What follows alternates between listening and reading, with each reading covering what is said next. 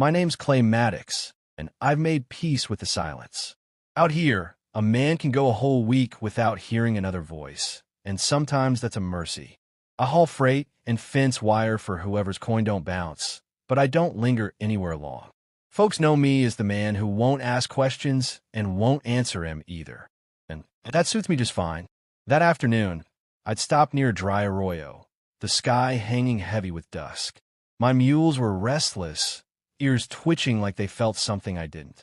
I figured maybe a coyote had wandered close or the scent of an old cat was still in the brush. I didn't pay it much mind.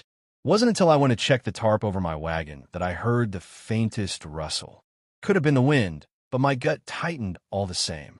I paused, one hand on the edge of the canvas, and called out low, "If it's a snake, I'm not in the mood to dance tonight." Silence. Then a whisper, soft, like a dying breath. "Please don't." I yanked the tarp back, half expecting a vagrant or a thief. Why saw knocked the breath clean out of me. Two girls, one older, maybe early 20s, dirt smudged and blood crusted along her temple. Her arms were around a younger one, just a slip of a girl with a swollen ankle and cheeks flushed from fever. Both looked half-starved and wholly terrified. The older one stared up at me like a cornered wolf, jaws set. "We ain't stealing. We just needed a place to hide." I didn't answer right off. My boots scraped the dry dirt as I stepped back. I'd known trouble when I saw it before. It had eyes like hers. "You picked the wrong wagon." "We didn't pick anything," she snapped. Then her voice cracked. "Please, my sister, she can't walk. We won't stay. You're bleeding. I've had worse. I'm not a doctor. Didn't ask you to be." I looked down at the younger girl, maybe 13. Her lips were cracked, skin flushed, but her eyes were steady. She whispered, "We won't tell nobody." I should have told them to get out. Lord knows I'd done it before, turned folks away who meant well, but brought ruin just by showing up. But there was something in the way that younger one looked at me, like she'd already learned people didn't listen, but still held out hope one might. I sighed through my nose and rubbed the stubble along my jaw. "Come on, then. Fire's already lit. I'll heat some stew." The older one hesitated, pride stiff in her shoulders. Then she lifted her sister and followed me to the lean-to I'd built near the wagon. It wasn't much, just 3 split beams and a canvas roof, but it kept out the wind and gave some room to breathe. They sat close together, their backs never quite touching the walls, like they were ready to run.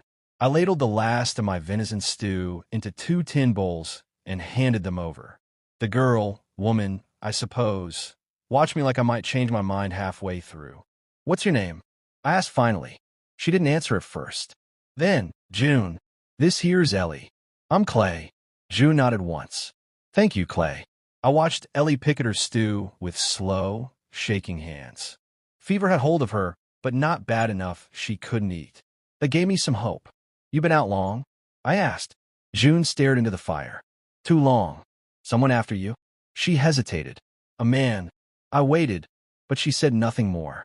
I didn't press. I knew the kind of silence that came after pain. I'd lived inside it since the fire. 3 winters ago, I'd gone to town for supplies, left Marla and our boy at home. Wasn't gone more than half a day. I saw the smoke rising before I reached the ridge, and by the time I made it back, the roof had collapsed. They found Marla curled around Toby's body, like she could have shielded him from the heat. I built their graves myself and didn't say another word for near 6 months. June's silence wasn't unfamiliar. It was just newer than mine. Night pressed in close, coyotes howling far off. I added wood to the fire and passed Ellie a canteen. June had wrapped her ankle with torn fabric, but I could see the swelling even in the firelight. "You'll need willow bark or something to bring her fever down," I said.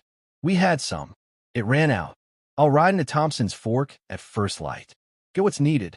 "You don't have to," June said quickly. "No, I don't." She looked at me then, really looked like she was trying to figure out if I was some breed of fool or the last decent man left in the territory. I didn't offer either answer.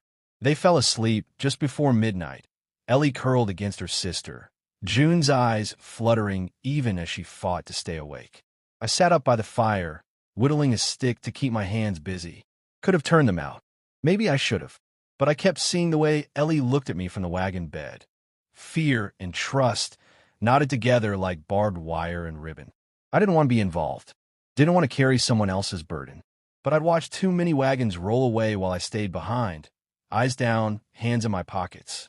As the fire crackled and the stars stretched over us like a blanket of cold silver, I muttered to no one but the wind, "I ain't no hero. Just a man with an empty bedroll." Still, I sat there until dawn, watching over them like they were mine. June didn't say much the next morning. Not even a thank you when I came back from Thompson's Fork with willow bark, dried chamomile, and a strip of jerky for Ellie. But she took the pouch from my hands like it weighed less than pride and set to steeping the herbs without asking how I paid for it. I didn't tell her the saloon keeper owed me a favor. Some things were better left unsaid. Ellie's fever broke near sundown, sweat soaking her brow as she slept fitful and muttering. June sat beside her, legs tucked beneath her skirt, brushing the girl's hair off her face with the kind of care that don't come easy to most. "You ain't there, Ma," I said, not unkindly. June shook her head, gaze still on her sister. "Just her sister. Been since she was born. And the rest of your people? Gone. Or might as well be." I didn't ask more. I'd seen plenty of girls ride west with dreams and wind up with nothing but a bruised heart and calloused hands. But there was something in June that felt carved out of stone, weathered, yes, but solid. She didn't look like someone who'd given up, even if the world had tried to make her. Later that night, we sat across from each other by the fire. Ellie was sleeping again, her breathing easier. June tore a piece of jerky with her teeth, chewed slow, then looked up at me. "I suppose you deserve to know what you're tangled in." I didn't ask. "I know. That's the worst part." She swallowed hard, eyes glinting in the firelight. "His name's Bo Ransom. Rancher out of Burnt Hollow. Has more cattle than he can count, and men who carry guns like they're part of their belt." I said nothing, but I knew the name. Ransom had a reputation. Fast with a dollar, faster with a fist. Thought himself untouchable. Men like that usually were, till they weren't. "My father borrowed money from him," June said. "Sickness hit our land. We lost the crops. Bo offered a loan and made sure the terms bled us dry. Typical. Then he said he'd forgive the debt if I married him." I didn't flinch, but something in my gut turned. June looked down at her hands, fists clenched tight around the edge of her blanket. "He doesn't see people, Clay, just possessions." And I was next on the shelf. "You try to run." We waited until he rode south to settle a trade deal. Thought we had enough time. Ellie slipped on the river rocks when we were crossing. He must have followed our tracks. I saw him 2 nights back, just before we found your wagon. He was close. The fire popped, casting sparks between us. I poked at it with a stick, jaw tight. "I'll take you both to Red Hollow," I said. "There's a rail stop there. You can ride east, start clean." June didn't answer right away. She looked toward the horizon, like she could see past the dark. "He'll chase us. Then let him. You don't know him. I've known his kind all my life." She stared at me for a long while, searching for something in my face. Trust, maybe, or steel. I didn't offer either, just truth. "I ain't trying to be your savior, June, but I won't stand by while a man like that hunts you like game. You'd risk your neck for 2 girls you don't know." "I buried the only 2 people I ever loved," I said. "It don't make the quiet easier, knowing I did nothing to stop the fire. Maybe it's not about knowing you." For the first time since I met her, June's eyes softened. Her shoulders eased a touch. She wasn't one to cry, not in front of strangers, but I saw the war inside her, the need to believe, clawing against everything life had taught her. Ellie stirred then, moaning something half sensible. June went to her, kneeling close, brushing damp hair from her brow. I watched them, and for a moment I wasn't standing in the middle of nowhere with ghosts on my shoulders. I was a man with a reason to stay awake. We moved to the line shack the next morning, an old place I kept for tools and storm nights. Nothing more than 4 walls, a stovepipe, and a cot made from pine slats and canvas. It sat tucked near the bend of Black Ridge Creek, hidden by cottonwoods and low rock. June helped me gather water and even managed to smile when I showed her how to snare rabbits. Ellie sat up for the first time by noon, pale but grinning, her voice barely more than a whisper. "You're kind, Mr. Clay," she said. I didn't know what to say to that. Kindness wasn't something I wore easy anymore. That night, June sang softly while Ellie drifted off. Just a few lines, some of them I hadn't heard since Marla sang it while hanging laundry on sunlit days. The sound near buckled me. I stepped outside, pretending to check the mule tether. Truth was, I couldn't breathe right. The moon hung low and orange over the ridgeline. Crickets chirped, and the creek rolled smooth over stones. Peaceful, if not for the itch crawling along the back of my neck. I turned slow, scanning the tree line. That's when I saw it, a rider on the far ridge. Just a silhouette. Still, watching. I went inside and shut the door behind me. June looked up, question in her eyes. Trouble, she asked. Maybe. She nodded once. No panic, just a hard swallow. I moved to the stove, stoked the fire higher, loaded my rifle with quiet hands. Tomorrow, I'd send them farther. But tonight, I'd keep the fire burning and my back to the door. Because a man like Bo Ransom didn't ride out for closure. He rode for possession. The rider didn't come down that night, but I didn't sleep. I sat near the door with my rifle across my knees, listening to the groan of wind through the cottonwoods and every creak the old shack made. June lay with Ellie tucked against her side, though I'd bet she wasn't sleeping much either.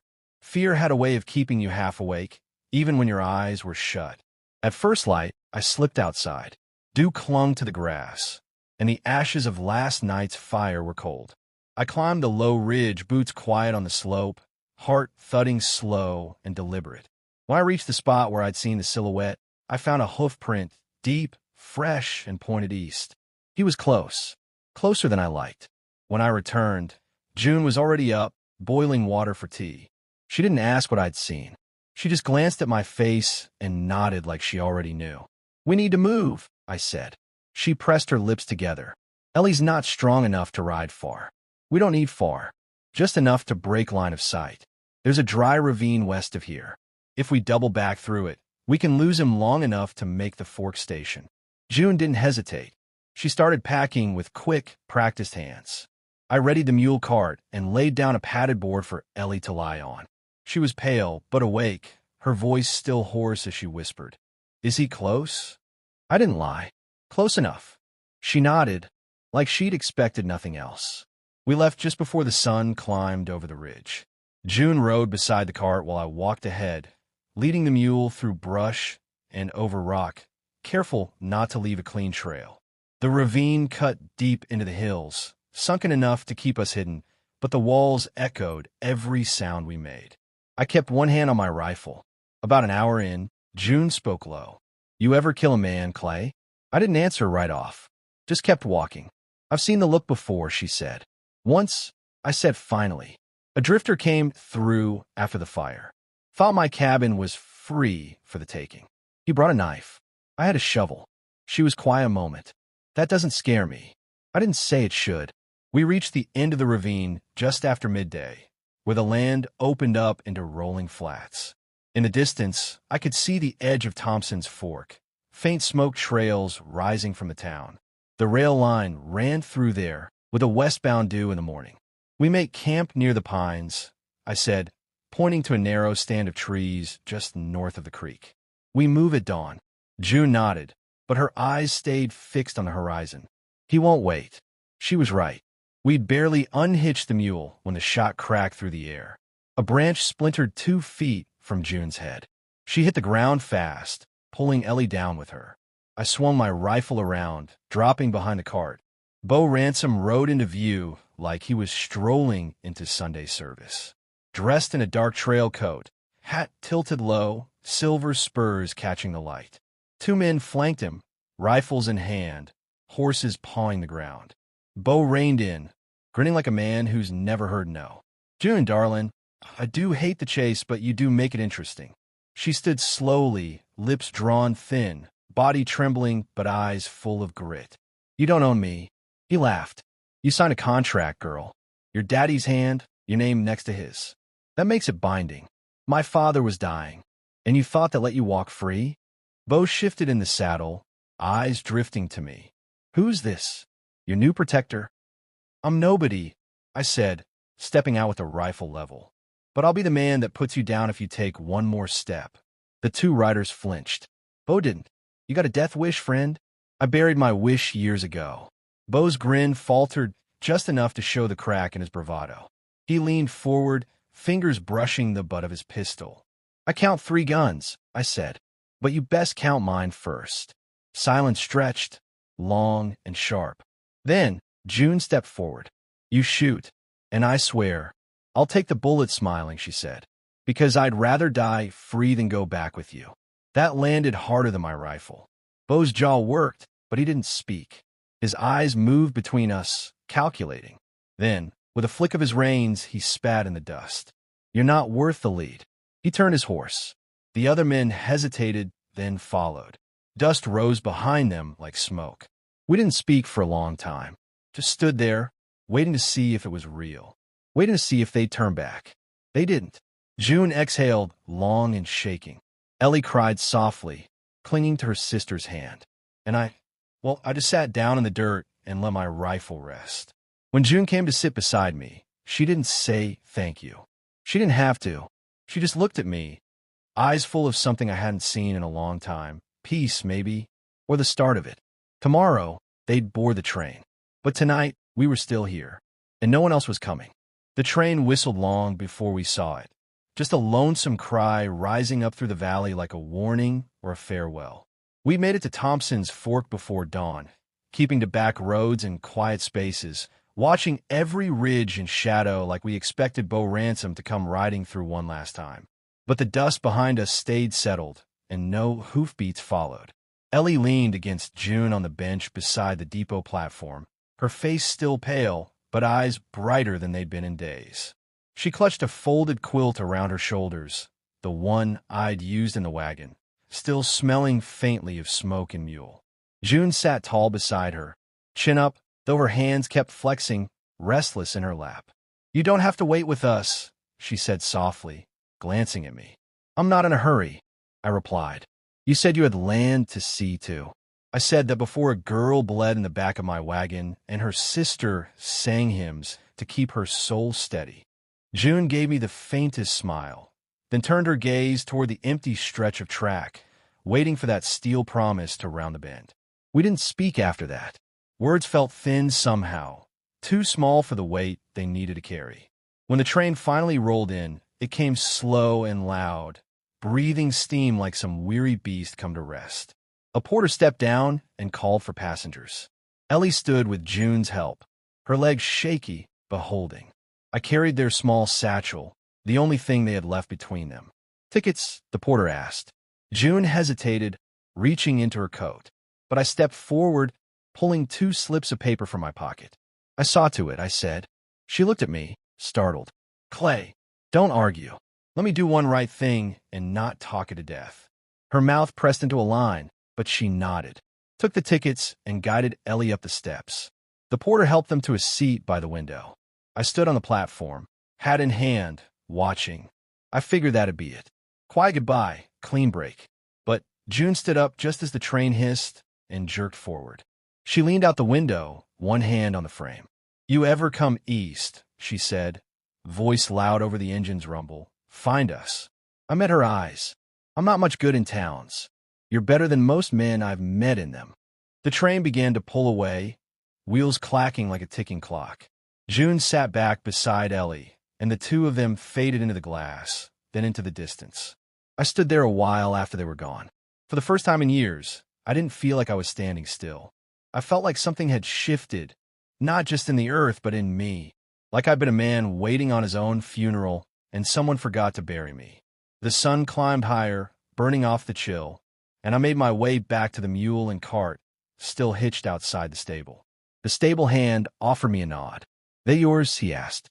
"No," I said. "They're free." He gave me a look, but I didn't explain. I climbed up onto the bench, gave the reins a flick, and pointed the mule west.